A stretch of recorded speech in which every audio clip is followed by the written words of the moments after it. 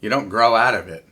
Hopefully you just, grow in God's love, and that's what we're trying to teach our kids, and that's why we want them to know Him.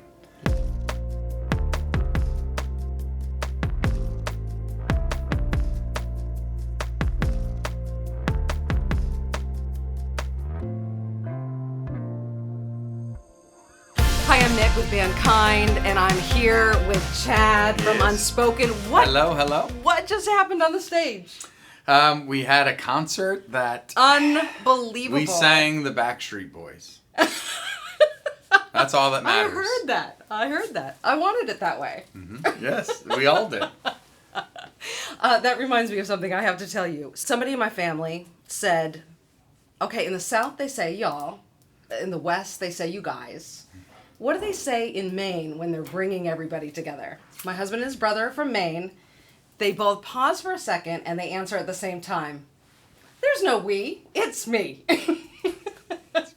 No y'all, there's no together, there's no you guys. In Maine, it's me. It's me? Well, I can tell you this, that they call from where I'm from, and I don't know where you're... My husband is from outside Wiscasset. Route 1, Red's Eats. Yeah. That's, we're just further down Route 1. But everybody calls everybody, including men to men to women, men to children, dear. But it's Dia. Yeah, Dia. How are you, Dia? Come here, Dia. And my dad was always like, I don't understand. It's grown men who say, come on over, Dia. You can sit with us. It's funny. Oh, that is very, very funny. Yeah. So the show tonight, I don't know how you go from a Maina and then get on the stage tonight and play the show that you did. His love is the rain.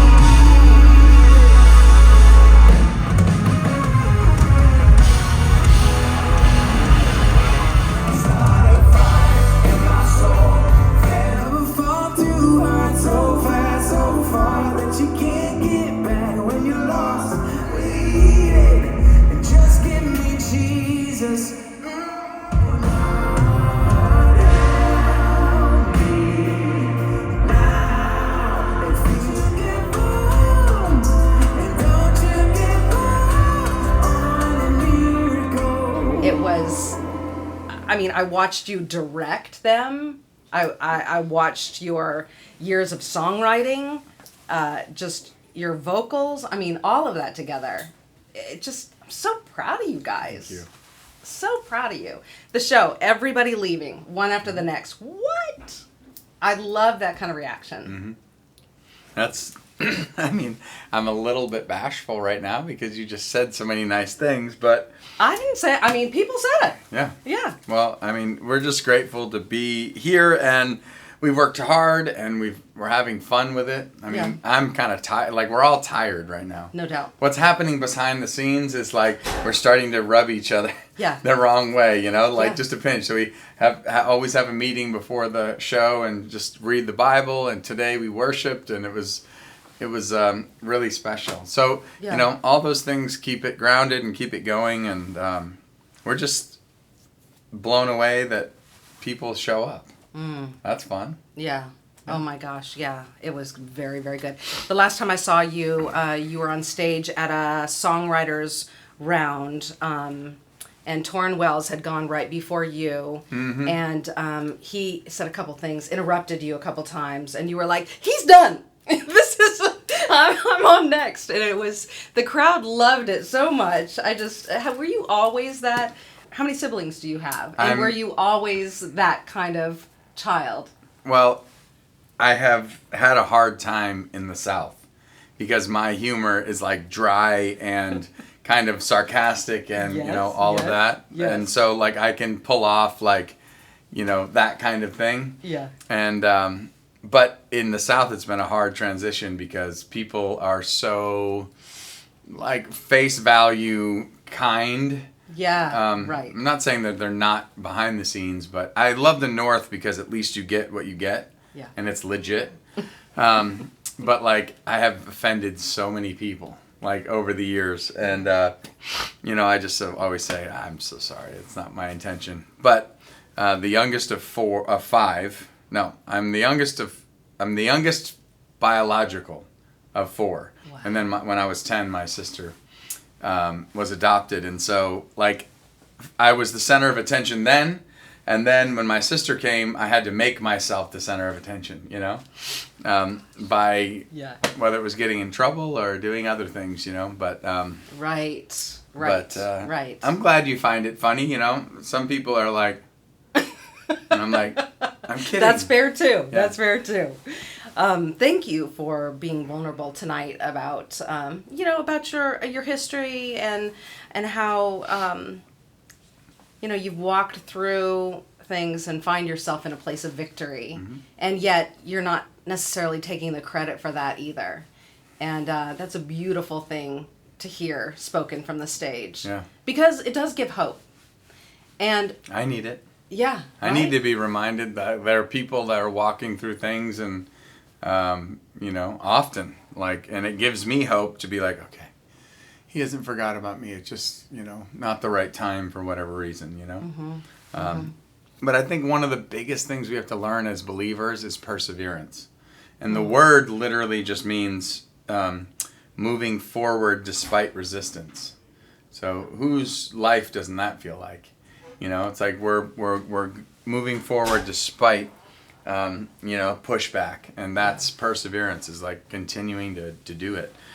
So I hate that the Lord makes me practice it.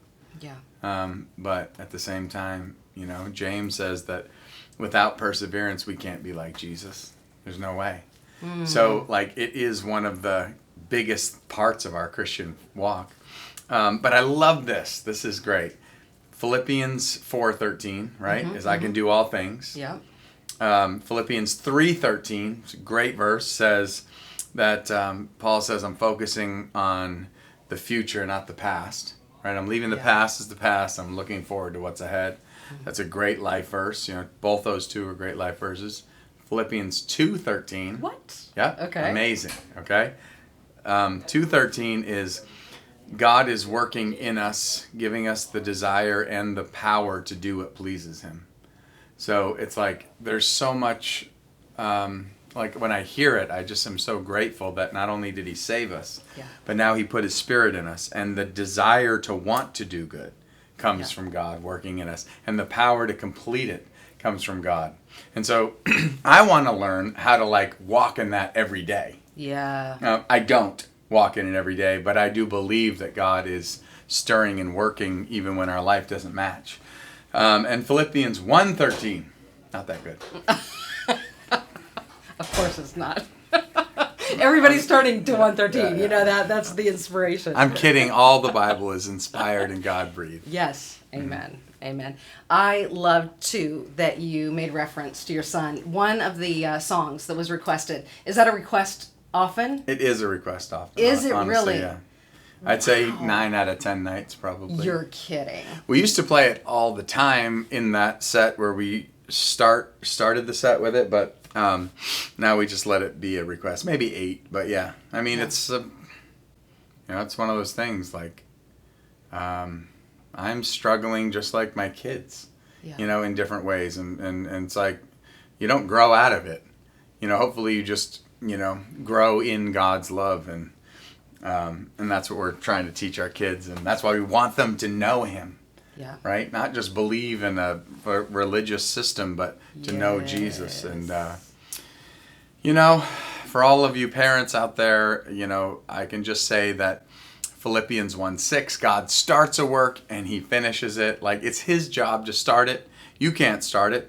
And it's his job to finish it. You can't finish it. But what we can do is, be Jesus and teach our kids. And, we play a part in it. But, for me as a wayward kid and as I'm raising teenagers in a very difficult time in the world, just with technology and like there's so much, like so many challenges we didn't have. Yep. So, with, just social media and bullying, it's like you can't get away from people. Yeah. Right. That's like, you used to be able to go. Respite. Yeah. And we need to. Like Jesus did. We do too. Yeah. I was laying in my bed late one night with the weight of debilitating anxiety on my shoulders. And my wife, she had it a little rough growing up, and at some point, if you don't deal with some things, they catch up with you. And in this season of our lives, my wife just had debilitating anxiety, and there was nothing I could do about it. Absolutely nothing. I felt so helpless. And I remember laying in my bed, and one night I was there at 3 a.m. watching YouTube of Gaither Vocal Band. I have no idea why. That I was listening to this black and white TV video, and it had a long skinny mic, and there was 5 dudes around the mic, and they were singing a song. And by the end of the song, one of the lead guys, he was blind, and he began to just kind of cry out to Jesus on national television. He said, "God, I want to thank you for being my eyes when I couldn't see. God, I want to thank you for being my father when he ran out on me. God, I want to thank you that you were our provider when my mother couldn't make ends meet." And he goes down the list of all these things that don't seem real possible in the natural. But he was seeing the provision and the love of God in his life. Maybe not the way he wanted it to be, but nonetheless, God had showed up on his behalf. And he could see that. And I began to sit and think about, in that moment, filled with gratitude and hope, because we're dealing with this thing for a couple years. And I remembered when I was an addict and felt like there was no hope whatsoever, God heard my prayer. He heard the prayers of my parents. He heard all these things. He showed up at the right moment, at the time that he had set before I was even born. Psalm 139 says that every day of your life is mapped out before it even happened, that God knows it all. And I remember this overwhelming sense that if God came through for me all these years ago, and he seemed to show up all this time, that maybe, just maybe, a very high possibility that God would show up again in my life. Through all the mistakes and the ups and downs, who's faithful, We have this line in a song back in the day that was, "I can never let you down because I never held you up." Yes. And I just heard that Maverick City just had the same line, and not saying they took it from me, but by any means. But I'm just saying it reminded me that, he holds us up. Yeah. And so it's, it's beautiful. Yeah. And we're so lucky that we get to love the Lord and walk with him. Mm-hmm. And that's why we want to spend all of our time sharing it with people, And sometimes we do that really well, and sometimes we try to hit them over with the 1611 King James Bible. But we know that it comes from a place of love, and so, it's important. Yeah. Speaking of the fruits of the Spirit, I definitely sensed joy on the stage tonight. And Jesus, you're faithful and able, you never let me down. And God help me now. God help me now. Which I love. Not necessarily talking about joy, but seeing it is actually more inspirational to people. Totally. Yeah. There's, I can't remember, an old guitar player said that, everybody wants to see a sermon, not just hear one. Yeah. So if they see it, when we do speak, that those words have power, a different kind of power than if we just... Yes. It's just like raising kids, right? Yeah. Yeah. I can tell my kids or raising everything. Parents. Yeah, right. Well, my parents are getting older. I grew up Pentecostal, and but a solid North Pentecostal, not like a snake handling South Pentecostal. Okay. Not to say all South Pentecostals are snake handlers. I'm just saying that there's a stigma. Okay. And we want to see God move in supernatural ways, like we just do. Yeah. And but the one thing I really feel like God is allowing us to be a part of at this moment is bringing joy and fun and truth and the love of God to wherever we go. Like that's what I think is, you know, if we can just put a little wind in somebody's sails as they're on the way, you know, and walking out this life. And we know the music's going to do it, and the radio station's going to help, and church is going to help, and all of that. But if people can come to our shows and feel lifted up, and like maybe a little joy, a little breath inside, that's the hope. And so I know that's kind of what God's called us to at this moment. We're going to keep working hard at trying to make those nights the most fun as possible. But yeah, it's been fun. It's nice to know kind of like an angle or a vision that like, you know, like we're shooting for. All right, we want to make this fun for people. It's not a worship service. Okay, they have that at church, which is great. Beautiful. I love those. But that's not what we do. So how can we make it the most fun and the most joy that we can?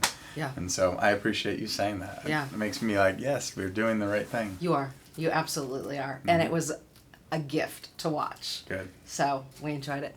I'm here with Chad Mattson of Unspoken. Amazing. So great.